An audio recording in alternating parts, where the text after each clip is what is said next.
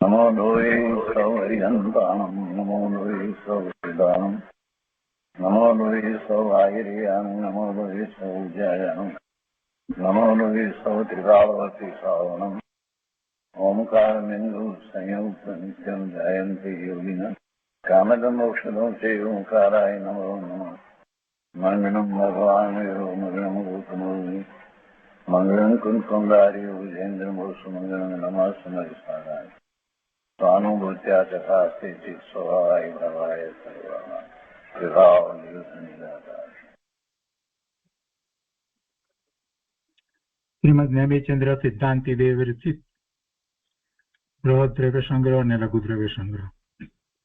એમાં આપણે બૃહદ દ્રવ્ય સંગ્રહનો સ્વાધ્યાય કરી રહ્યા છીએ. પૂજ્ય બ્રહ્મદેવજીની ટીકા સહિત આપણે સ્વાધ્યાય કરી રહ્યા છીએ. આમાં 14 ગાથા સુધી સ્વાધ્યાય પૂરો કર્યો છે. આજે આપણે 15મી ગાથા લઈએ છીએ. દ્રવ્ય સંગ્રહમાં 15મી ગાથા એના અન્વયાર્થમાં કહે છે કે અજીવ દ્રવ્યોનું વર્ણન. જો કે શુદ્ધ બુદ્ધ એક સ્વભાવ પરમાત્મા દ્રવ્ય ઉપાદેય છે, તો પણ હે રૂપ જે અજીવ દ્રવ્યો છે તેનું કથન કરવામાં આવે છે. ઉપાદેય તો પોતાનું પરમાત્મા દ્રવ્ય શુદ્ધ સ્વભાવ જ છે, તો પછી આ બીજા દ્રવ્યોનું વર્ણન શા માટે કરવામાં આવે છે? કેમ કે એ હે રૂપ છે અને હે રૂપ સમજવાનું છે અને એનાથી ભેદ જ્ઞાન કરવાનું છે. એ છોડવા લાયક છે. અનાદિથી જીવને એની સાથે એક રૂપતા ભાસી રહી છે, એ એનું મિથ્યાત્વ છે. અને એ છોડવા માટે એને એ સમજવું પડશે અજીવ શું છે, એ જીવથી કઈ રીતે જુદા છે. એટલે અહીંયા કહે છે કે જો કે શુદ્ધ બુદ્ધ એક સ્વભાવ પરમાત્મા દ્રવ્ય ઉપાદેય છે, એ ઉપાદેય છે, છતાં પણ એ છોડવા લાયક છે. હે રૂપ છે એટલે છોડવા લાયક. હે રૂપ એટલે ખરાબ એમ અર્થ નથી થતો. હે એટલે છોડવા લાયક. હે રૂપ જે અજીવ દ્રવ્યો છે તેનું કથન કરવામાં આવે છે. જો એકેય અજીવ દ્રવ્યને આત્માએ ગ્રહણ કરેલું નથી તો પછી છોડવાની કેમ વાત કરી? કેમ કે એને શ્રદ્ધામાં હજી એનાથી જુદાપણું માન્યું નથી, એટલે છોડવાની વાત કરી. શ્રદ્ધામાં એને એનાથી લાભ થાય કે એનાથી નુકસાન થાય એવી માન્યતા હજી પડી છે, એટલે એને છોડવાની છે. વસ્તુ તો પદાર્થો તો સંયોગ કરીને એની સમીપમાં આવે, એ છૂટા જ રહે. અરે શરીર છે તે પણ એનાથી જુદું ભિન્ન છે, છૂટું જ છે, છતાંય માન્યતામાં જે પડ્યું છે એનામાં એક એકત્વ પડ્યું છે કે મમત્વ પડ્યું છે, તો એ છોડવાનું છે. બાકી પદાર્થો અજીવો એનાથી જુદા જ છે. કહે છે કે તો પણ હે રૂપ જે અજીવ દ્રવ્ય છે તેનું કથન કરવામાં આવે છે, કારણ કે હે તત્વનું પરિજ્ઞાન કર્યા વિના તેનો આશ્રય છોડી ઉપાદેય તત્વનો આશ્રય કરી શકાતો નથી. આ વાત છે. તો 15મી ગાથા સંસ્કૃતમાં આ રીતે છે.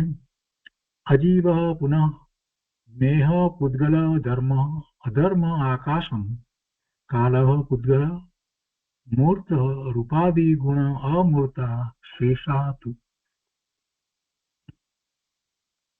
હિન્દીમાં ગાથા છે.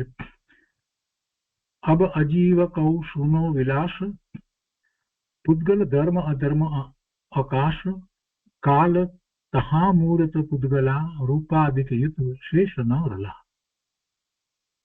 અન્વયાર્થમાં કહે છે કે વળી પુદ્ગલ ધર્મ અધર્મ આકાશ અને કાળ એને અજીવ દ્રવ્ય જાણવા.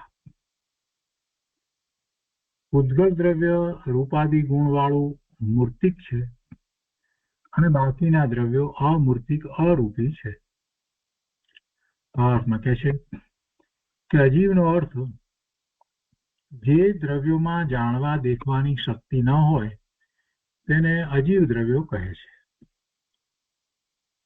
સાદી સરળ વ્યાખ્યા કરી છે. ટીકામાં બ્રહ્મદેવજીએ વિસ્તાર કર્યો છે. અહીંયા તો માત્ર એટલી વાત કીધી કે જે દ્રવ્યમાં જાણવા દેખવાની શક્તિ ન હોય તેને અજીવ દ્રવ્યો કહે છે.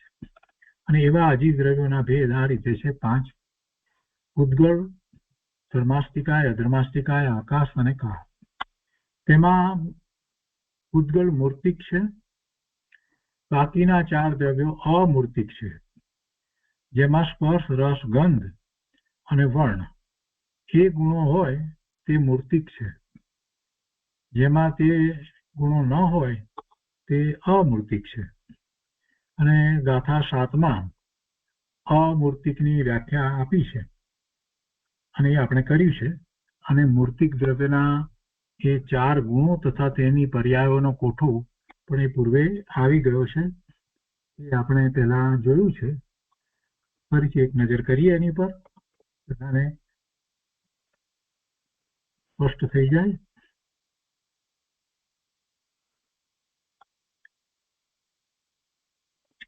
પૂતગળના 20 પર્યાયો.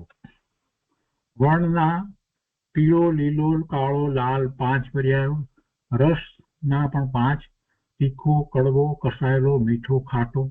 ગંધના 2: સુગંધ, દુર્ગંધ. અને સ્પર્શના 8: હલકો, ભારે, લુખો, ચીકણો, ઠંડો, ગરમ, સુવાળો, કર્કશ.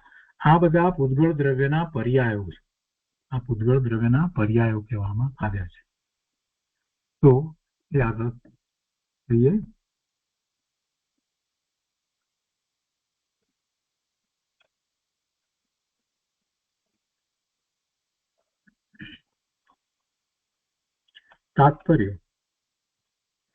તાત્પર્યમાં કહે છે, પહેલું આ પૂતગળને જાણવાનું, અજીવને જાણવાનું તાત્પર્ય. પૂતગળ એકલું નહીં, પરંતુ બધા અજીવને જાણવાનું તાત્પર્ય મુખ્યતઃ પૂતગળની. તો કે છે કે ઉપાદેયભૂત અનંત સુખ રૂપ જીવાસ્તિકાયથી વિલક્ષણ હોવાથી આ હેય તત્વ છે એમ સમજવું. અજીવ છે તે છોડવા લાયક તત્વ છે એમ સમજવું. બીજું, આ ગાથાના પરિજ્ઞાનનું ફળ પરમાત્મ તત્વથી અજીવ દ્રવ્યો ભિન્ન છે. પરમાત્મ તત્વ પોતાનું પરમાત્મ તત્વ, એનાથી અજીવ દ્રવ્યો ભિન્ન છે. સ્વાધ્યાયમાં મોટા ભાગે આપણે એમ જ સ્વાધ્યાય કરીએ છીએ કે આત્માથી આ બધા, જીવથી આ બધા જુદા છે. અને એમ સ્વાધ્યાય કરીએ છીએ એટલે વર્ષોના વર્ષો વીતી જાય છતાં પણ ભેદ જ્ઞાનનો વિચાર આવે નહીં. આત્માથી જુદા છે, આ જે અજીવ છે તે જીવથી જુદા છે, એમ સ્વાધ્યાય નથી થતો. સ્વાધ્યાય તો એ મારાથી જુદા છે એમ સ્વાધ્યાય થાય. પરમાત્મ તત્વ એ મારું પરમાત્મ તત્વ અને એનાથી આ અજીવ દ્રવ્યો ભિન્ન છે એમ જ્યારે વિચાર કરવામાં આવે તો જ ભેદ જ્ઞાન થાય. બાકી તો માહિતી જ્ઞાન થાય, જે અનંત કાળ સુધી કર્યા કરીએ તો એ પાર આવે નહીં. પોતાની ઉપર વાત ઉતારવાની છે. હું શુદ્ધ સ્વરૂપી ભગવાન આત્મા પરમાત્મ તત્વ મારું, આ મારા પરમાત્મ તત્વથી આ અજીવ દ્રવ્યો ભિન્ન છે. અર્થાત જીવ તેનું કાંઈ કોઈ પ્રકારે કરી શકે નહીં, એટલે હું એનું કાંઈ કરી શકું નહીં. અને તેઓ જીવનું કાંઈ કોઈ પ્રકારે કરી શકે નહીં, એટલે એ મારું કાંઈ કરી શકે નહીં. એવું દૃઢ નિશ્ચયાત્મક જ્ઞાન થવું તે એનું તાત્પર્ય છે, એને જાણવાનું તાત્પર્ય છે. 2 વાત. ત્રીજી વાત, 5 દ્રવ્યોનું સ્વકીય એટલે પોતપોતાના પરિણામે પરિણમન એ જ તેનું કર્તવ્ય છે. 5 દ્રવ્યોનું પોતપોતાના પરિણામે પરિણમન એ જ તેનું કર્તવ્ય છે. એટલે 5 દ્રવ્યો અજીવ એ પોતે પોતાનું કાર્ય કરે છે, એ સિવાય બીજા કોઈનું કાર્ય કરતા નથી. ચોથી વાત, કર્તૃત્વ અને અકર્તૃત્વ એવા 2 સામાન્ય ગુણો દરેક દ્રવ્યમાં હોય છે. માટે એ 5 દ્રવ્યો તો પોતે પોતાની પર્યાયોના કરતા છે, પોતપોતાની પર્યાયના કરતા, અન્યની પર્યાયના કરતા નથી. કોઈ પણ પદાર્થ પરદ્રવ્ય તથા પરની પર્યાયનો કરતા થઈ શકતો નથી. એક પૂતગળ પરમાણુ એ બીજા પૂતગળ પરમાણુની પર્યાયનું પણ કરતા થઈ શકતું નથી, તો બીજા દ્રવ્યની તો ક્યાં વાત કરવી. એક જીવ બીજા જીવની પર્યાયનો કરતા થઈ શકતો નથી, એટલે એ દરેક દ્રવ્યને માટે એમ જ લેવું. પાંચમું, કોઈ પણ જીવ પૂતગળનું કાંઈ કરી શકતો નથી. હું બીજા દ્રવ્યનું પૂતગળનું કાંઈ કરી શકતો નથી, જે મને દ્રષ્ટિમાં આવે છે, ખ્યાલમાં આવે છે, એટલે બાકી તો બીજા ચાર જે છે એ દ્રવ્યોનું પણ હું કાંઈ કરી શકતો નથી. ધર્માસ્તિકાય, અધર્માસ્તિકાય, આકાશ અને કાળનું પણ હું કાંઈ કરી શકતો નથી. પણ અહીંયા પૂતગળ ખ્યાલમાં આવે છે, એની મુખ્યતાથી વાત કરવી છે. એટલે હું પૂતગળનું કાંઈ કરી શકતો નથી, અને એ પૂર્વે ગાથા 8માં કહેવાઈ ગયું છે. પૂતગળની પર્યાયોની પછી વાત 16મી ગાથામાં આવે છે, ત્યારે લઈશું. તો આપણે બૃહદ દ્રવ્ય સંગ્રહમાંથી આ ગાથાનો વિસ્તાર સમજીએ. ગાથાર્થમાં 15મી ગાથાના અર્થમાં અહીંયા કહે છે, ફરીથી અહીંયા પણ જે ઉપોદ્ઘાત આપ્યો છે એ જરાક લઈએ છીએ કે હવે પછી જો કે શુદ્ધ બુદ્ધ એક સ્વભાવ જેનો છે, અહીંયા ઉપોદ્ઘાતમાં એ રીતે પૂજ્ય બ્રહ્મદેવજી લીધું છે કે શુદ્ધ બુદ્ધ એક સ્વભાવ જેનો છે તેવું પરમાત્મા દ્રવ્ય ઉપાદેય છે, તો પણ હે રૂપ અજીવ દ્રવ્યનું 8 ગાથા વડે વ્યાખ્યાન કરે છે. શા માટે?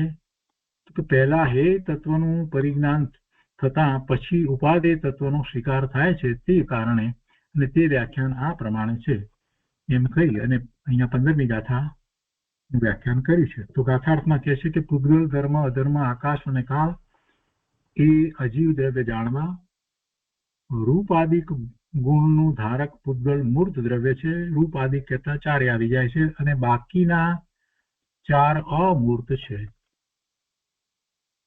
પૂતગલ સિવાયના 4 અમૂર્ત છે. ટીકામાં કહે છે કે અજીવો પૂર્ણ ને એવો પૂજ્ય બ્રહ્મદેવજી કહે છે કે વળી અજીવ જાણવા યોગ્ય છે. હવે અજીવ કેવી રીતે જણાવે છે એ બહુ મહત્વનું છે.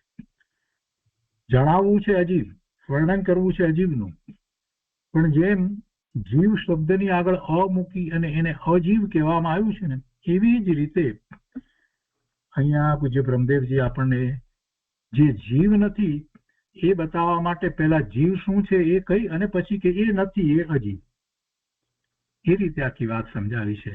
એટલે આપણને જીવની વાત પણ આમાં સાથે સમજાવી છે. અને બધા જ જ્ઞાની મહાપુરુષો જ્યારે ટીકા લખે છે ત્યારે એ જ રીતે વર્ણન કરે છે.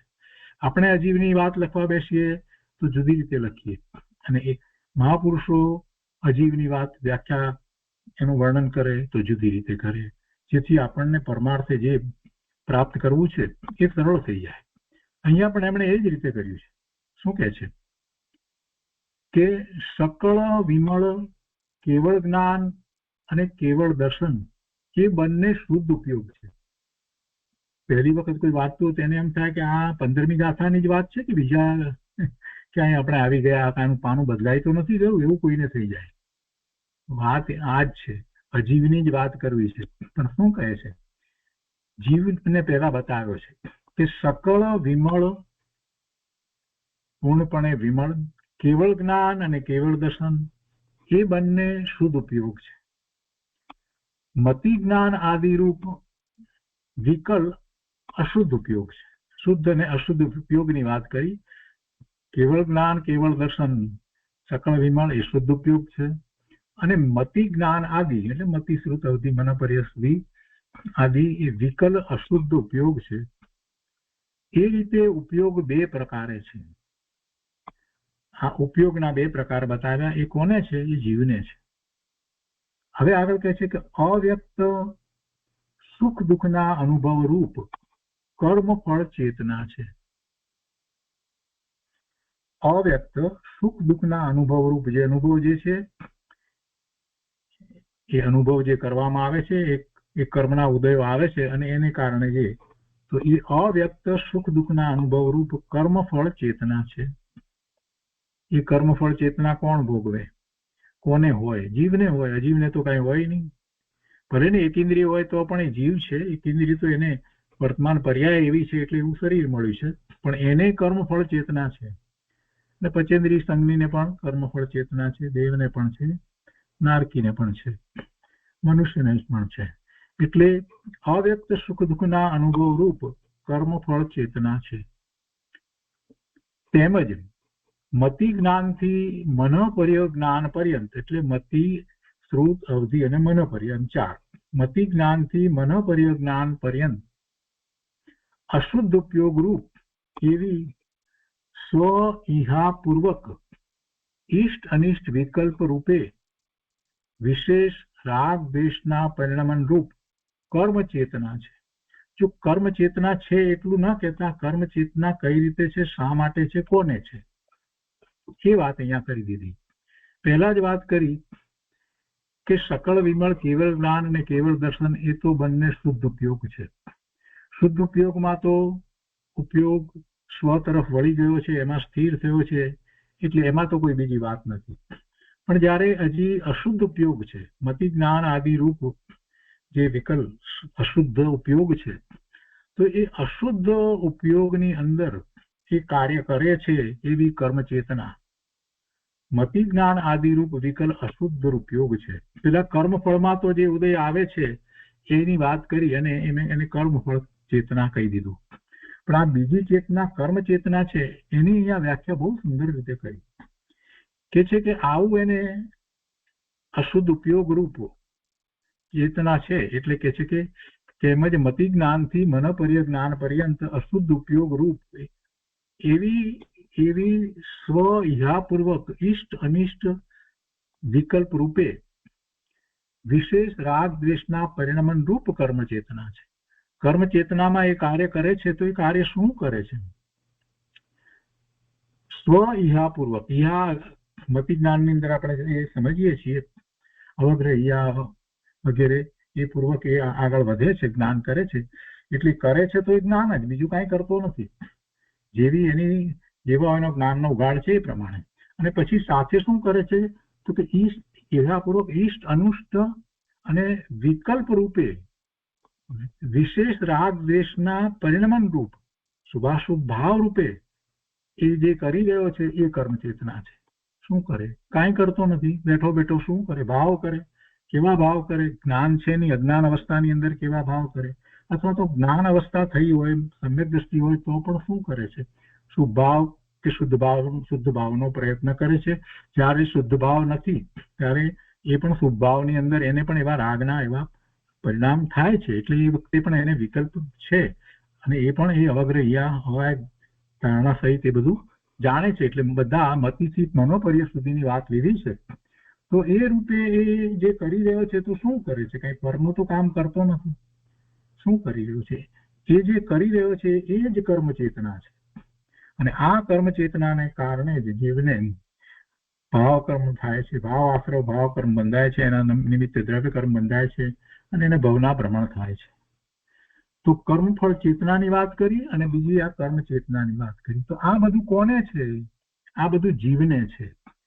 પહેલા જે કહ્યું શુદ્ધ ચેતનાની વાત કરી, એટલે કે શુદ્ધ ઉપયોગની જે વાત કરી એને એ પણ જીવને જ છે. અને આ અશુદ્ધ ઉપયોગની વાત કરી જેમાં કર્મફળ અને કર્મ ચેતનાની જે વાત કરી એ પણ બધું જીવને જ છે. એટલે હવે આગળ કહે છે કે કેવળ જ્ઞાન રૂપ શુદ્ધ ચેતના છે. પેલી ચેતના તો કઈ અશુદ્ધ, પણ અહીંયા કહે છે કેવળ જ્ઞાન રૂપ શુદ્ધ ચેતના છે.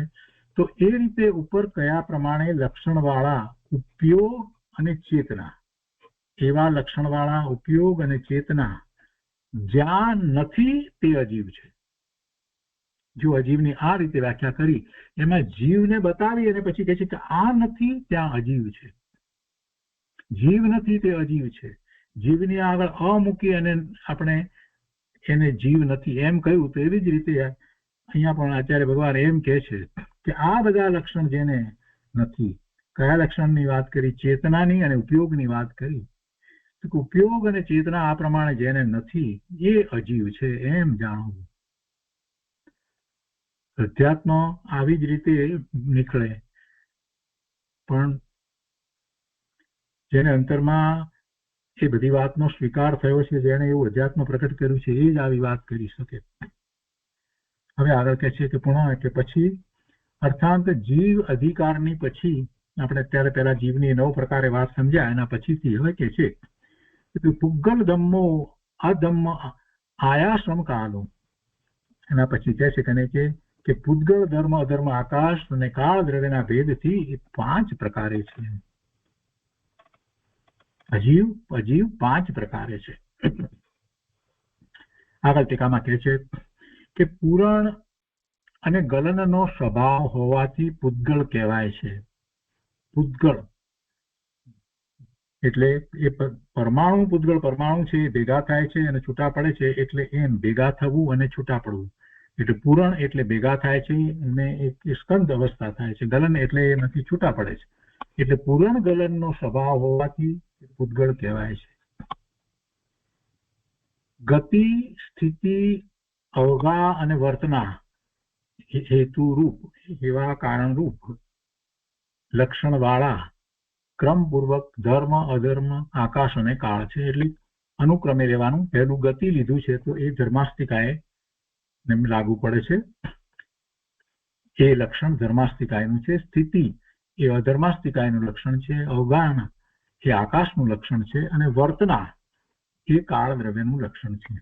એટલે કે જીવ અને પુદ્ગલને ગતિ કરવામાં જે નિમિત્ત કારણ છે તે ધર્માસ્તિકા, અને જે ગતિ કરતા જીવ અને પુદ્ગલને સ્થિતિ કરવામાં જે નિમિત્ત કારણ છે તે અધર્માસ્તિકા, અને જે અવગાહના આપે છે તે આકાશ, અને જે વર્તનામાં એટલે પરિણમનમાં જે નિમિત્ત કારણ છે, બધા દ્રવ્યોના પરિણમનમાં જે નિમિત્ત કારણ છે તે વર્તના છે. બધા દ્રવ્યોને અવકાશ આપે છે, જગ્યા આપે છે તે આકાશ છે. તો એમ આ બધા દ્રવ્યની વાત કરવામાં આવી. પુદ્ગલની પહેલી વાત કરી, પછી આ બાકીના 4ની વાત કરી. હવે આગળ કહે છે કે પુગ્ગલ મુક્તો, પુદ્ગલ મૂર્ત છે. પુદ્ગલને મૂર્તિકપણું છે. શા માટે? કે છે કે રૂપાદિ ગુણો, રૂપ આદિ ગુણો વાળું છે. રૂપ, સ્પર્શ, ગંધ, રસ, એમ 4. તો રૂપાદિ ગુણો વાળું છે માટે. અને અમુક્તિ શેષાહુ એટલે બાકીના અમૂર્તિક છે. પુદ્ગલ સિવાયના બાકીના 4 દ્રવ્યો રૂપ આદિ ગુણો વિનાના હોવાથી અમૂર્તિક છે. તો તે આ રીતે હવે એને વિશે સમજાવે છે. કે છે કે જેમ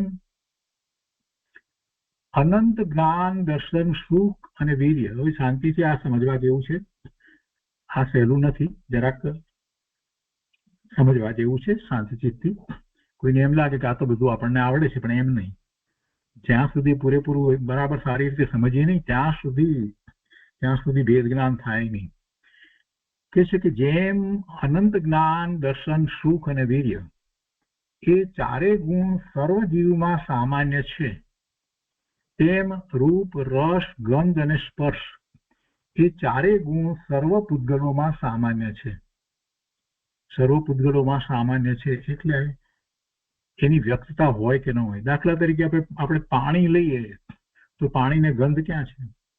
પાણીની ગંધ છે નથી દેખાતી, પણ એ ગુણ એમાં રહેલો છે, એ સ્કંદ છે, પણ એમાં ગુણ એ રહ્યો છે, એની વ્યક્તતા એ વખતે નથી.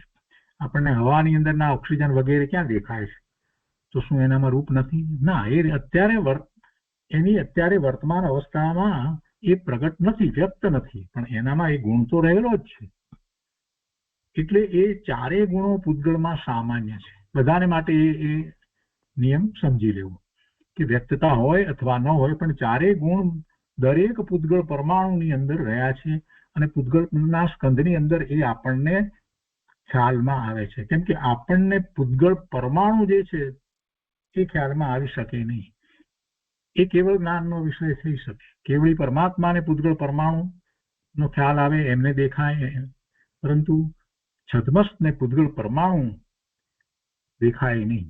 ભલે એને રૂપીપણું છે તો પણ પૂતગળ પરમાણુ આપણે જોઈ શકતા નથી. ગમે તેવા માઇક્રોસ્કોપ બનાવીએ તો પણ પૂતગળ પરમાણુ, જેને જૈન દર્શનમાં પરમાણુ કહેવામાં આવે છે, એ જીવને છદ્મસ્ત અવસ્થામાં દેખાય નહીં. અને જેમ શુદ્ધ બુદ્ધ એક સ્વભાવવાળા સિદ્ધ જીવમાં, શુદ્ધ બુદ્ધ એક સ્વભાવવાળા સિદ્ધ જીવમાં અનંત ચતુષ્ટય અતિન્દ્રિય છે. આ વાત આપણે જાણીએ છીએ.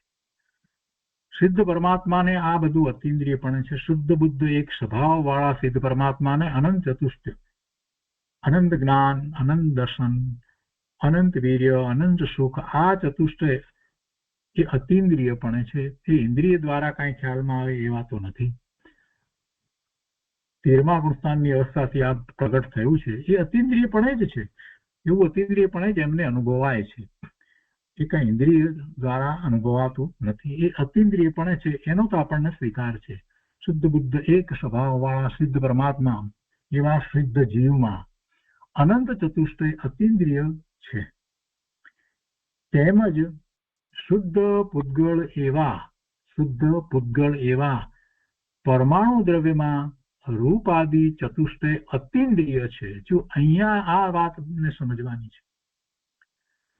પૂતગળને લીધું, શુદ્ધ પૂતગળ લીધું, એવા પૂતગળના પરમાણુમાં, એક પરમાણુમાં પૂતગળ દ્રવ્યમાં પરમાણુ દ્રવ્યમાં આ રૂપ, સ્પર્શ, ગંધ અને રસ એ ચાર, એ ચતુષ્ટય એ અતિન્દ્રિયપણે છે. આપણને એમ થાય કે આપણે ઇન્દ્રિયો દ્વારા તેને જાણીએ છીએ ને અહીંયા અતિન્દ્રિયપણે કેમ કહ્યું? એ ઇન્દ્રિય દ્વારા આપણને ખ્યાલમાં આવે છે. બીજા ચાર દ્રવ્યો તો ખ્યાલમાં આવતાય નથી. ધર્માસ્તિકાય, અધર્માસ્તિકાય, આકાશ અને કાળ એ ક્યાં દેખાય છે? એ તો અમૂર્તિક છે. એટલે એ તો ઇન્દ્રિય જ્ઞાન દ્વારા ખ્યાલમાં આવતા નથી. જે આપણને ઇન્દ્રિય દ્વારા ખ્યાલમાં આવે છે. અને એટલા માટે તો ઇન્દ્રિયના નામ પણ એવા છે. સ્પર્શેન્દ્રિય કહેવામાં આવી છે તો સ્પર્શનો ખ્યાલ આવે છે. તો એ સ્પર્શ નામનો ગુણ પૂતગળમાં છે અને એનો આપણને ખ્યાલ આવે છે ને. તો એ રીતે બધા જે છે, ચારે ચાર જે છે એ તો ઇન્દ્રિય જ્ઞાનનો વિષય છે. તો અહીંયા અતિન્દ્રિય કેમ કહ્યું? પ્રશ્ન થાય આપણને. તો એ અતિન્દ્રિય જ છે. એ અતિન્દ્રિય છે. એક પૂતગળ પરમાણુ જે છે એમાં રહેલા આ ગુણો એ અતિન્દ્રિય છે. એ ઇન્દ્રિય દ્વારા ખ્યાલમાં આવે એવા નથી. ઇન્દ્રિય દ્વારા ખ્યાલમાં આવે એવા નથી. આપણને જે ખ્યાલમાં આવે છે એ તો અસંખ્ય અનંત પૂતગળ પરમાણુઓનો સ્કંદ, એની એ સ્કંદરૂપ પર્યાય એ આપણને તો ખ્યાલમાં આવે છે. એ ખ્યાલમાં આવે છે. વસ્તુ તો શું છે? કે ગુણ છે એ એક પરમાણુની અંદર છે, દરેક પરમાણુની અંદર છે. અને એ પરમાણુમાં રહેલા એ ગુણો એ અતિન્દ્રિય છે. ઇન્દ્રિય દ્વારા ખ્યાલમાં આવે એવા નથી. એટલા માટે જ એમ કહેવામાં આવ્યું કે એક પૂતગળ પરમાણુ એ કેવળી પરમાત્માના જ્ઞાનમાં આવી શકે. કેમ કે એ પરમાણુ જ્ઞાનમાં આવે તો પરમાણુના ગુણ પ્રભુને જ્ઞાનમાં આવે છે. આપણને એ જ્ઞાનમાં આવી શકતું નથી. તો આ અતિન્દ્રિયપણું છે. એક પરમાણુ માં એ અતિન્દ્રિય છે. અને પછી અહીંયા એ સરસ રીતે સમજાયું પણ છે આગળ બધી વાત.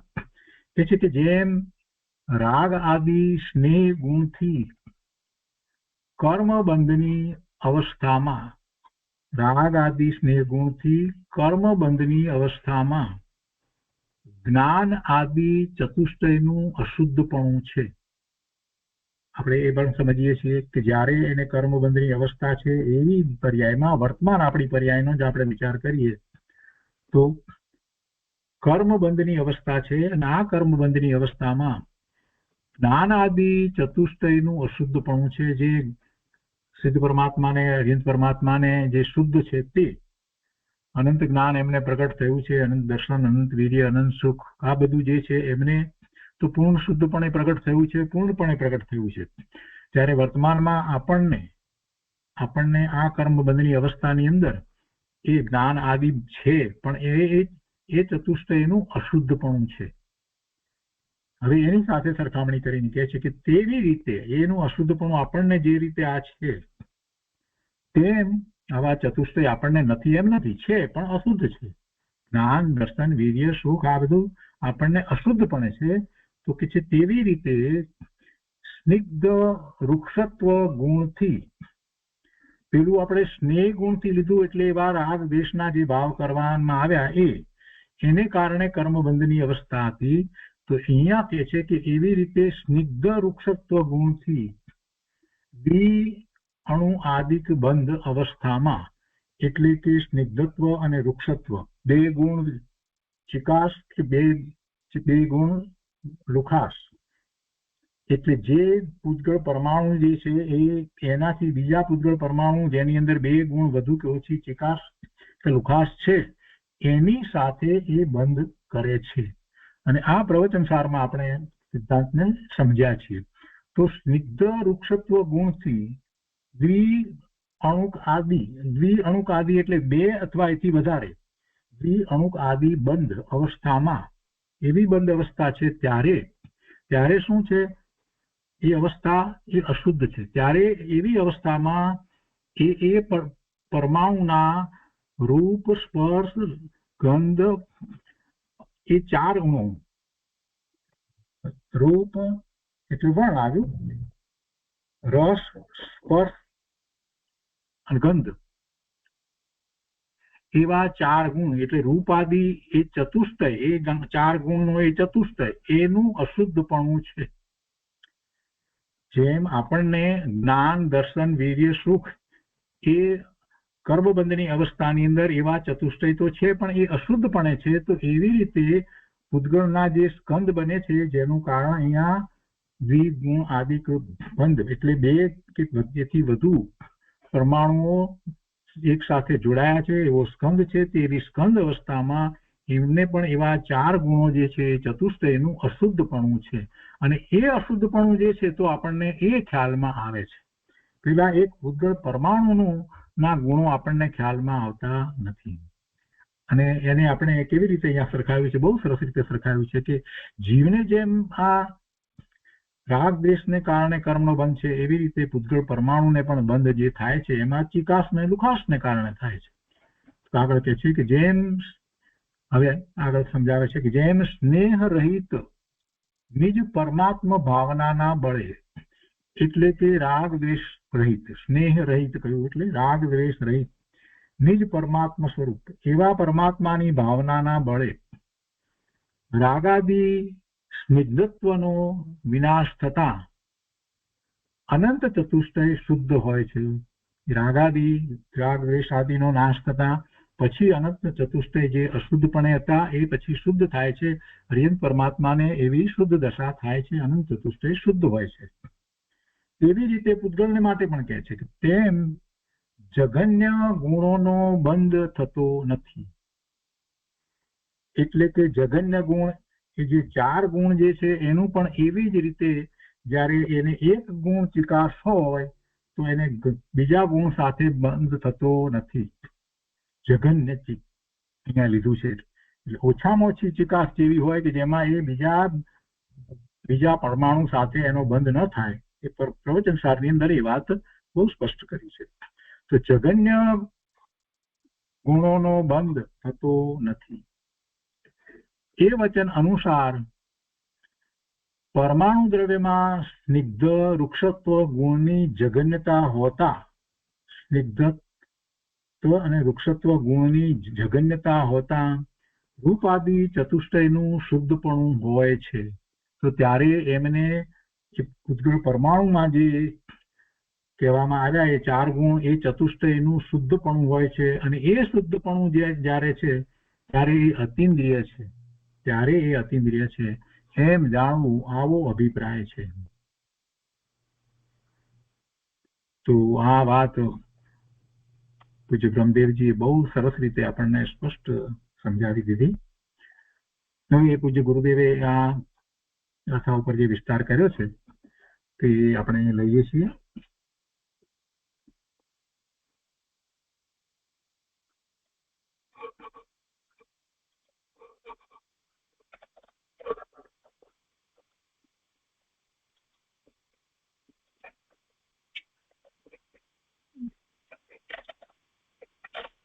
બૃહદ દ્રવ્ય સંગ્રહ પ્રવચન એના પાના નંબર 156 ઉપર ગાથા 15 એમાં પહેલા ગાથાના ભાવાર્થમાં ગુરુદેવ કહે છે કે પૂતગળ ધર્મ અધર્મ આકાશ તથા કાળ આ પાંચને અજીવ દ્રવ્ય જાણવા જોઈએ. તેમાંથી પૂતગળ તો મૂર્તિમાન દ્રશ્ય પદાર્થ છે, કેમ કે સ્પર્શ, રસ, ગંધ, વર્ણ આ ગુણોનું ધારક છે, એટલે આ ગુણોને ધારી રાખનાર છે. દાળ, ભાત, રોટલા, પૈસા વગેરે પૂતગળ છે, રૂપી છે, અને બાકીના ચાર ધર્મ, અધર્મ, આકાશ ને કાળ અરૂપી છે. જીવથી અજીવનું સ્વરૂપ જુદું છે એમ બતાવી જીવ આદરણીય છે અને અજીવ હેય છે એમ કહે છે. ભગવાન પણ દર્શાવનાર ભગવાન સદગુરુદેવનો જય હો. મેં એક વાત કરી છે સાથે.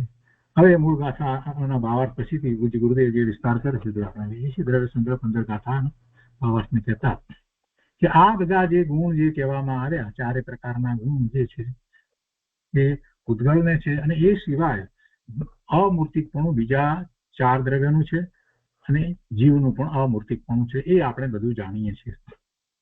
તો અહીંયા કહે છે, પહેલી વાત કહે છે કે જીવ પદાર્થની વ્યાખ્યા કર્યા પછીથી અજીવની વ્યાખ્યા કરે છે. અજીવમાં જીવપણું નથી એમ બતાવે છે. પૂતગળ, ધર્મ, અધર્મ, આકાશ અને કાળ અજીવ છે, અને જીવમાં જ્ઞાન, દર્શન આદિ છે તે અજીવમાં નથી. આ સીધી સરળ વાત કરી. જીવમાં જ્ઞાન, દર્શન આદિ છે તે અજીવમાં નથી. કેવો છે અજીવ? પહેલી વાત આ તો કે જીવ ઉપયોગ લક્ષણ વાળો છે. જીવને ઉપયોગ લક્ષણ છે. જેમાં ઉપયોગ નથી તે અજીવ છે. ટીકાની અંદર પણ આ ઉપયોગની અને ચેતનાની વાત કરવામાં આવી, અને પછી એમાં કર્મ ચેતના, કર્મફળ ચેતનાની વાત પણ લીધી. તો જીવ કેવો છે? તો કે જેને ઉપયોગ લક્ષણ છે, જ્ઞાન દર્શનના ઉપયોગ છે, એવો જીવ છે, અને એ લક્ષણ અજીવમાં નથી. પહેલું, સંપૂર્ણ રૂપથી વિમળ અથવા તો દ્રવ્ય ગુણ પર્યાયનું પ્રકાશક કેવળ જ્ઞાન છે, જે બધાને દેખે છે તે કેવળ દર્શન છે. જીવ પોતાનું ભાન કરી પરિપૂર્ણ દશા પ્રગટ કરે તે જાણવા દેખવાની પર્યાયને શુદ્ધ ઉપયોગ કહે છે. તે અજીવમાં નથી. શુદ્ધ ઉપયોગ જીવમાં નથી, અશુદ્ધ ઉપયોગ પણ જીવમાં નથી. જીવ ઉપયોગ લક્ષણ જીવમાં ઉપયોગ લક્ષણ છે તે લક્ષણ અજીવમાં નથી. જીવ પોતાનું ભાન કરી શકે છે. જીવ પોતાનું ભાન કરી અને એ એવો પુરુષાર્થ કરે છે તો એ પોતાના અનંત ચતુષ્ટયને પ્રગટ કરે છે. એવા એ ઉપયોગ લક્ષણ વાળો જીવ છે. અને જ્યારે પોતાનું ભાન કરે છે તો જે ઉપયોગ જે સ્વ તરફ વળ્યો છે એ ઉપયોગને શુદ્ધ ઉપયોગ કહેવાય છે. અહીંયા એક વાત બીજી લીધી કે સંપૂર્ણ રૂપથી વિમળ, અર્થાત દ્રવ્ય ગુણ પર્યાયનું પ્રકાશક એ કેવળ જ્ઞાન છે. સંપૂર્ણ રૂપથી વિમળ કહી અને એમાં કહેવું એ છે કે જ્ઞેય માત્રને જાણવા વાળું સ્વ પર પ્રકાશક સ્વભાવ વાળું કેવળ જ્ઞાન છે. દ્રવ્ય ગુણ પર્યાયનું પ્રકાશક કેવળ જ્ઞાન છે. એટલે દ્રવ્યને અને એના ગુણોને અને પર્યાયને, એ કોઈ પણ દ્રવ્ય હોય એના બધા દ્રવ્ય ગુણ પર્યાય ને પ્રકાશનારું કેવળ જ્ઞાન છે, જે બધાને દેખે છે તે કેવળ જ્ઞાન છે. અહીંયા પહેલા જીવની વાત લીધી છે અને સાથે ને સાથે કહેતા જાય છે કે આ અજીવમાં નથી. હવે આગળ કહે છે કે વળી જીવને છદ્મસ્ત અવસ્થામાં મતિ, શ્રુત, અવધિ અને મનોપર્ય જ્ઞાન હોય છે. તે અધૂરા છે, તેથી તેને અશુદ્ધ કયા છે. આ પ્રમાણે શુદ્ધ ઉપયોગને અશુદ્ધ ઉપયોગ અજીવમાં નથી. એટલે કે શુદ્ધ ઉપયોગ પણ જે પહેલા કહેવામાં આવ્યો કેવળ જ્ઞાન, કેવળ દર્શન વગેરે રૂપ, તો એવો શુદ્ધ ઉપયોગ પણ જીવમાં છે તે અજીવમાં નથી, અને અશુદ્ધ ઉપયોગ પણ જે જીવમાં છે તે અજીવમાં નથી. એ શુદ્ધ ઉપયોગ હોય કે અશુદ્ધ ઉપયોગ હોય, બેમાંથી કોઈ પણ ઉપયોગ અજીવમાં નથી. એટલે કે અજીવને કાંઈ ખબર નથી, અજીવને કાંઈ ખબર પડતી નથી, કાંઈ જાણતો નથી, અને જ્ઞાન દર્શન હોતા નથી. જ્ઞાની એને જાણે છે, જ્ઞાની જાણે છે, પણ પેલું પૂતગળ પોતાને જાણતું નથી. જ્ઞાનીને સ્વ પ્રકાશક જ્ઞાન ખીલ્યું છે. તે જાણે છે કે જગતમાં ઉપયોગ વિનાના જળ પદાર્થો છે. જ્ઞાની જાણે છે કે આ 5 પ્રકારના દ્રવ્યો જે છે એને જ્ઞાન ચેતના નથી, એને ઉપયોગ નથી. એ પછી બીજી વાત કરે છે કે આત્મામાં સુખ દુઃખ રતિ અરતિના અનુભવને કર્મફળ ચેતના કહે છે. સુખ દુઃખ રતિ અરતિના અનુભવને કર્મફળ ચેતના કહેવામાં આવે છે. એવું અનુભવાય છે તે જ કર્મફળ ચેતના છે. કર્મફળ ચેતના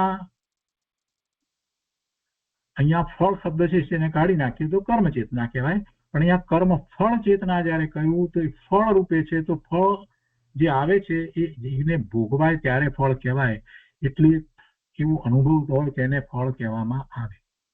ને આવી કર્મફળ ચેતના બધા જીવોને હોય છે, નિગુઢના જીવથી માંડી અને બધા જીવોને 13મા ગુણ સ્થાન સુધી પણ એ કર્મફળ ચેતના કહેવાય, કેમ કે હજી સાતા વેદનીયનો અનુભવ પરમાત્માને થાય છે. કર્મફળ ચેતનાની વાત કરીએ તો એ રીતે એમ કહેવાય. ફળ કર્મ જે છે હજી એમના જે 4 અઘાતી કર્મો છે એના ઉદયો પણ હોય છે. તો એવો અનુભવ, એ અનુભવને કર્મફળ ચેતના કહેવામાં આવે છે. સુખ દુઃખનો અનુભવ રતિ અરતિના અનુભવને કર્મફળ ચેતના કહેવામાં આવે છે. જે વખતે જીવ કર્મ કરે છે એટલે કે એ કાંઈ પણ ક્રિયા કરે છે એ વખતે પણ એને સાથે કર્મફળ ચેતના હોય. દાખલા તરીકે એ અશુભ ભાવે થાય છે, ક્રોધના ભાવે થાય છે, તો એ વખતે પણ ક્રોધ વખતે પણ એ ક્રોધને પણ એ અનુભવે છે. તો એ વખતે પણ સાથે કર્મફળ ચેતના એને હોય છે. કર્મ ચેતના હોય ત્યારે કર્મફળ ચેતના ન હોય એમ ન સમજવું. વિકારી ફળનું અનુભવવું તે કર્મફળ ચેતના છે. મુખ્ય વાત તો એ જ લેવાની છે. વિકારી ફળનું અનુભવવું તે કર્મફળ ચેતના છે. પૈસો આવતા હરખ થવો એ કર્મફળ ચેતના છે. નિરોગતામાં રાજીપો, જો નિરોગતા જે છે એમાં તો આમ જોઈએ તો એને પુણ્ય પ્રકૃતિનો બંધ હોય એના ફળ હોય ત્યારે નિરોગતા હોય ને, રોગ રહિત પણ. તો નિરોગતામાં રાજીપો, રાજી થવું એ પણ કર્મફળ ચેતના છે. શુભ અશુભ ભાવને કારણે બંધાયેલા પુણ્ય અને પાપની પ્રકૃતિના જે ફળ આવે એને જે જીવ અનુભવે છે તો એ બધી એને કર્મફળ ચેતના છે. રોગમાં શોક થવો ઇત્યાદિ હાસ્ય રતિ અરતિના પરિણામ થવા તે કર્મફળ ચેતના છે. જ્ઞાન આનંદ આત્મા હરખ શોકના ફળમાં એકાગ્રતા થયો તે કર્મફળ ચેતના છે. તેવા હરખ શોકનું થવું જડમાં નથી. જડને એવું થતું નથી. જળને એવું થતું નથી. કર્મોના ઉદયો આપણે કહીએ કે જે દ્રવ્ય કર્મ છે એનો ઉદય આવે તો કહીએ એ દ્રવ્ય કર્મ એક કારણે રજકણો એ હરખ શોકને અનુભવતા નથી. એને એકનો અનુભવ થતો નથી. એ જળ છે, એ ચેતન નથી. એટલે એવા હરખ શોકનું થવું જળમાં નથી. શરીરને સુખ દુઃખ નથી. શરીરને સુખ દુઃખ નથી. શરીરને સુખ દુઃખ નથી. શરીર જળ છે એટલે શરીરને સુખ દુઃખ નથી. પણ શરીરમાં જે કંઈ સંયોગો થાય છે એનો સુખ અને દુઃખ રૂપે અનુભવ કરનારો એ અજ્ઞાની મિથ્યા દ્રષ્ટિ છે.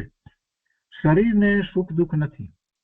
અજ્ઞાની માને છે કે શરીરના દુઃખ શરીર ભોગવે, પણ તે વાત ખોટી છે. શરીરના દુઃખ અને શરીરના દુઃખ શરીર ભોગવે. અજ્ઞાની માને છે કે શરીરના દુઃખ શરીર ભોગવે, પણ તે વાત ખોટી છે. શરીરને જ્ઞાન નથી એટલે એ ખરેખર કાંઈ ભોગવતું નથી. આ જીવ એની સાથે જોડાઈ અને સુખ દુઃખની કલ્પના કરે છે. એટલે એમ પણ ન કહેવાય કે એ પૂરું શરીર છે તે શરીરમાં સુખ દુઃખને ભોગવે છે, એમ ન કહેવાય. કેમ કે એનામાં ક્યાં ચેતના છે, ક્યાં એ અનુભવે, એનું જ્ઞાન ક્યાં એ કરે છે. એટલે ગુરુદેવે એ પણ અહીંયા સ્પષ્ટતા લીધી છે. હરખ શોકનું થવું જળમાં નથી અને શરીરને સુખ દુઃખ નથી. અજ્ઞાની માને છે કે શરીરના દુઃખ શરીર ભોગવે, એમ જો માનતો હોય તો પણ એ વાત ખોટી છે. શરીરને જ્ઞાન નથી તેમજ સુખ દુઃખ નથી. જગતના સુખ દુઃખની વાત ચાલે છે. ગુરુદેવ કહે છે કે આ ઠીક પડ્યું ને આ ઠીક ન પડ્યું વગેરે પ્રકારની કલ્પનાને જીવ ભોગવે છે અને તે જીવની પર્યાયમાં છે. જીવના દ્રવ્ય ગુણમાં નથી. એની વર્તમાન પ્રગટ પર્યાયમાં એ કલ્પના છે કે આ સુખ અથવા આ અનુકૂળતા અથવા આનંદ અથવા આ દુઃખ અથવા આ પ્રતિકૂળતા, આ જે કંઈ ભોગવવું અનુભવવું જે છે એ જીવની પર્યાયમાં છે, એ જીવના દ્રવ્ય ગુણમાં નથી અને અજીવમાં પણ નથી. અજીવમાં પણ નથી. અહીંયા કે છે કોઈ પ્રશ્ન કરે કે શરીરમાં વા થવાથી રાડ પાડે છે ને, એટલે એવો રોગ થાય, સાંધાના રોગ જે થાય છે ને, સંધિવા વગેરે, જે તો કે છે કે એમાં એને તો એટલું બધું દુઃખ થાય છે. એટલે એનો પ્રશ્ન કરે છે કે તો એ તો એવું થઈ રહ્યું છે ને શરીરની અંદર, એટલે કોઈ કહે છે કે શરીરમાં વા થવાથી રાડ પાડે છે ને, તો ગુરુદેવ એનું સમાધાન આપતા કહે છે કે ના, એ શરીરમાં વેદન નથી. શરીરમાં વેદન નથી. શરીરમાં એ થઈ રહ્યું છે તો આત્મા સુધી પહોંચે તો કંઈક એનું વેદન ત્યાં થતું હોય તો આત્મા એને અનુભવે ને, એમ કેટલાકની માન્યતા છે ને. એટલે એ માન્યતા ખોટી છે એમ બતાવવું છે, કેમ કે એને પણ જ્ઞાન જાણે છે. જ્ઞાન જાણે છે. શરીરમાં વેદન નથી, શરીરને લીધે નથી. બે વાત. શરીરમાં વેદન નથી એટલે શરીર એને અનુભવતું નથી, અને શરીરને લીધે વેદન નથી. પોતાના અજ્ઞાનના કારણે, એટલે કે શરીર ઉપરની મમતાના કારણે છે. હું શરીર છું અને જડ છું એવી શરીરને ખબર નથી. શરીરને ખબર નથી કે હું જડ છું. હું શરીર છું એમ પણ શરીરને ખબર નથી. શરીરને એમ પણ ખબર નથી કે હું મનુષ્યનું શરીર છું, કે હું સ્ત્રીનું શરીર છું, કે દેવનું શરીર છું. શરીરને કાંઈ ભાન હોતું નથી. શરીર જડ છે એને કોઈ જ્ઞાન નથી. કર્મને પણ ખબર નથી કે પોતે કર્મ છે. દ્રવ્ય કર્મને ખબર નથી પોતે દ્રવ્ય કર્મ છે, પોતે કાર્મ અને રજકણોનો સમૂહ છે, એવી એને પણ ખબર નથી. તેજસ શરીરને પણ ખબર નથી કે તેજસ શરીર છે, એને પણ ખબર નથી. આ બધા જડ છે. આ બધા ચેતના વિનાના છે. આ બધા જ્ઞાન દર્શનની ચેતના રહિત છે. ગુરુદેવ અહીંયા સમજાવે છે કે હું શરીર છું અને જડ છું એવી શરીરને ખબર નથી. કર્મ, શરીર, વાણી, પૈસા, લાડવા, દાળ, ભાતને ખબર નથી કે અમે કોણ છીએ અને અમારા ઉપર કોણ રાગ કરે છે. અમે કોણ છીએ એ ખબર નથી અને અમારી ઉપર કોણ રાગ કરે છે એ એમને ખબર નથી. પણ જીવ બધું જાણે છે. જીવ બધું જાણે છે. શરીરની રોગ કે નિરોગ અવસ્થા જીવ પદમાં જણાય છે. અજ્ઞાની જીવ શરીર, કપડા, દાગીના વગેરે ને પોતાના માની હરખ શોક વેદે છે. અજ્ઞાની જીવ એમાં શરીરમાં અને બીજા અન્ય પદાર્થોમાં પોતાપણાની બુદ્ધિ કરી અને હરખ શોકના ભાવે થાય છે, તો હરખ શોકને વેદે છે. તે વેદન જીવમાં છે એવું વેદન જળમાં હોતું નથી. અજીવમાં કર્મફળ ચેતના હોતી નથી. આ કર્મફળ ચેતનાની જ પહેલી વાત લીધી છે. અજીવમાં કર્મફળ ચેતના હોતી નથી. હવે કર્મ ચેતના. અજીવમાં કર્મ ચેતના નથી. મતિ, શ્રુત, અવધિ અને મનોપર્ય એ ચાર જ્ઞાન અધૂરા છે. તેથી ચારેને અશુદ્ધ ઉપયોગ કહે છે. એ ચારેને અશુદ્ધ ઉપયોગ કરો. બરાબર છે, આપણે પહેલા જ સમજ્યા. શુદ્ધ ઉપયોગ તો જ્યારે કેવળ જ્ઞાન, કેવળ દર્શન થાય છે ત્યારે ઉપયોગ શુદ્ધ છે. જ્યારે મતિ, શ્રુત, અવધિ અને મનોપર્ય એ ચાર જ્ઞાન અધૂરા છે, તેથી જ એ ચારેને અશુદ્ધ ઉપયોગ કહેવામાં આવ્યો. મુખ્યપણે તો મતિશ્રુત જ્ઞાનની વાત છે. પોતાના શુદ્ધ સ્વરૂપની પ્રાપ્તિ પ્રગટતા કરવા માટે, પુરુષાર્થ માટે તો મતિશ્રુત જ્ઞાન જે છે એ જ ખરેખર કાર્યકારી થાય છે. અવધિ જ્ઞાન અને મનોપર્ય જ્ઞાન જે છે એ તો લબ્ધિ રૂપે હોય છે. એ હોય કે ન હોય, પણ પોતાના પુરુષાર્થ માટે એ કોઈ રીતે કાર્યકારી નથી. મતિશ્રુત જ્ઞાન છે એ દ્વારા જીવ પોતાનો પુરુષાર્થ કરે છે. અવધિ મનોપર્ય હોય તો ઠીક છે, ન હોય તો પણ કઈ વાંધો નથી. આપણો પુરુષાર્થ આપણે આપણા મતિશ્રુત જ્ઞાન દ્વારા પૂર્ણ દશાને પ્રગટ કરીએ એવો થઈ શકે છે. આત્મા જ્ઞાતા દ્રષ્ટા છે. તે આ ચાર અધૂરી દશાની વાત કરવામાં આવી જ્ઞાન અપેક્ષાથી. તો એ ચાર અધૂરી અવસ્થામાં રોકાય તે અશુદ્ધ કાર્ય છે, શુદ્ધ કાર્ય નથી. એ ચારની મતિશ્રુત અવધિ મનોપરિજ્ઞાનની એની જે અવસ્થા જે છે એ અવસ્થામાં રોકાય એવા જ્ઞાન રૂપે પરિણમે તો એ કાર્ય કોનું થયું? જીવનું કાર્ય થયું. એટલે અહીંયા એમ લીધું, એ અવસ્થામાં રોકાય તે અશુદ્ધ કાર્ય છે, શુદ્ધ કાર્ય નથી, અને તે કર્મ ચેતના છે. આ કર્મ એટલે અહીંયા અર્થ કાર્ય કરવાનું. કર્મ એટલે પેલા શુભાશુભ ભાવના નિમિત્તે જે પુણ્ય પાપની પ્રકૃતિઓ બંધાય છે એ કર્મની વાત નથી. આ કર્મ ચેતનાની વાત છે, એટલે કાર્ય. તો આ કાર્ય જીવને થાય છે.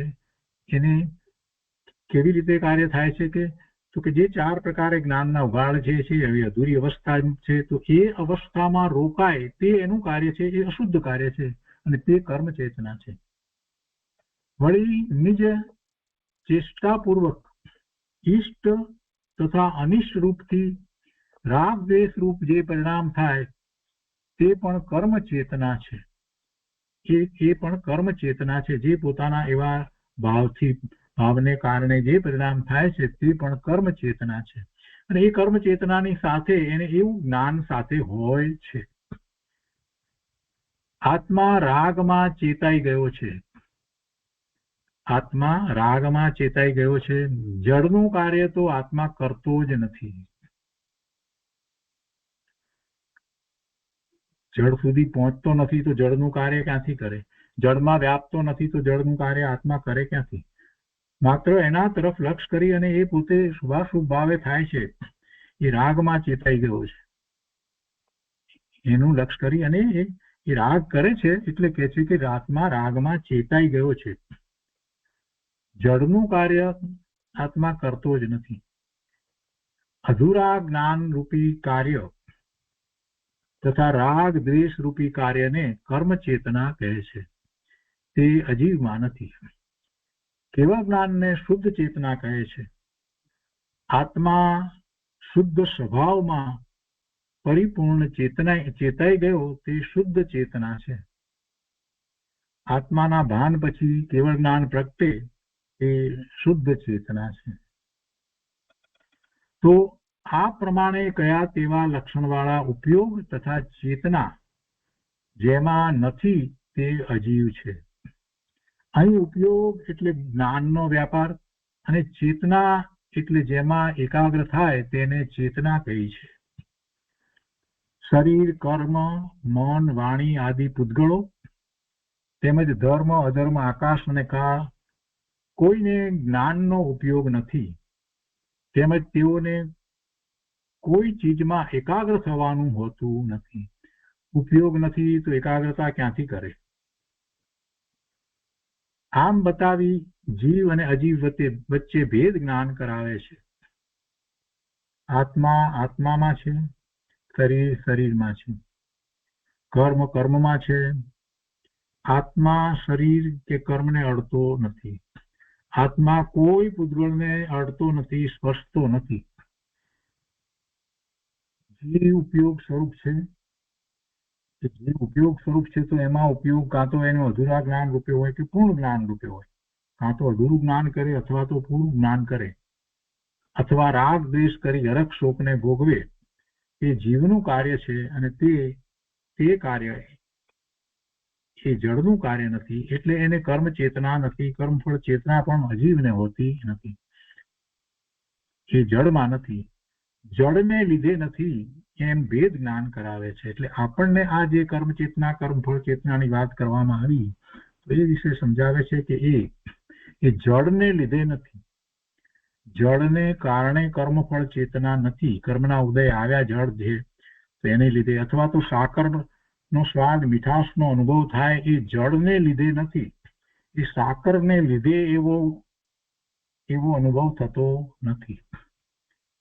કડવાશનો અનુભવ થાય તો એ કડવું જે દ્રવ્ય જે છે, કોઈ પદાર્થ કડવો છે, મેથી કડવી છે, તો એ મેથીને કારણે એવો કડવાશનો અનુભવ થતો નથી. એ જળ આપણને અનુભવ કરાવતું નથી. આ હવા હલે છે, પવન વાય છે તો આપણને સ્પર્શાય છે, ઠંડો ઠંડો સ્પર્શ થાય છે, તો એ પવનને લીધે નથી. આ પાણી ઠંડુ લાગે છે કે ગરમ લાગે છે તો એને લીધે નથી. એટલે કોઈ પણ પદાર્થમાં જે છે એના આપણે જે અનુભવ કરીએ છીએ તો એ એને લીધે નથી. એના સંબંધીનો અનુભવને મૂકીએ બાજુ પર અને આપણે એમ કહીએ કે પણ એનું જ્ઞાન થાય છે ને, તો કે જ્ઞાન પણ એને કારણે થતું નથી.